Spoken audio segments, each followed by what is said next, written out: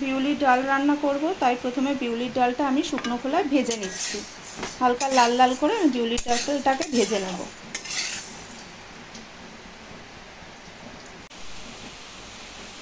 ডালগুলোকে ঠিক এরকম লাল লাল করে ভেজে নেব। ডাল সিদ্ধ করব, তার জন্য প্রেসারে আগে জলটা ফুটিয়ে নিলাম।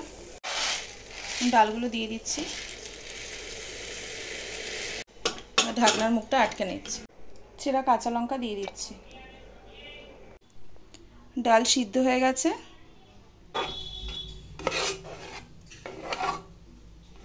কড়াইতে সামান্য পরিমাণে সাদা তেল দিয়ে ফোড়ন দিয়ে দিচ্ছি। গোটা শুকনো লঙ্কা, তেজপাতা, মৌরি।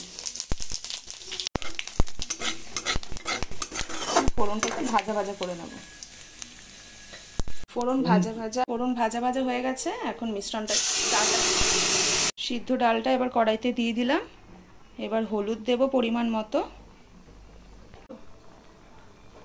এবার ভালোভাবে নুন আর হলুদটা আমি মিশিয়ে দেব ডালের সাথে।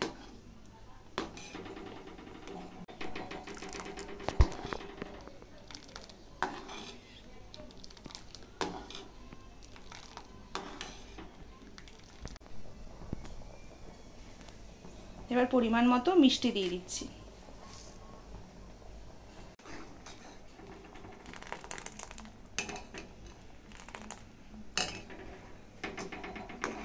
ডাল ফুটে গেছে, ডালটা তৈরি হয়ে গেছে। এখন সবশেষে ঘি দিয়ে দিচ্ছি। তৈরি হয়ে গেছে বিউলির ডাল।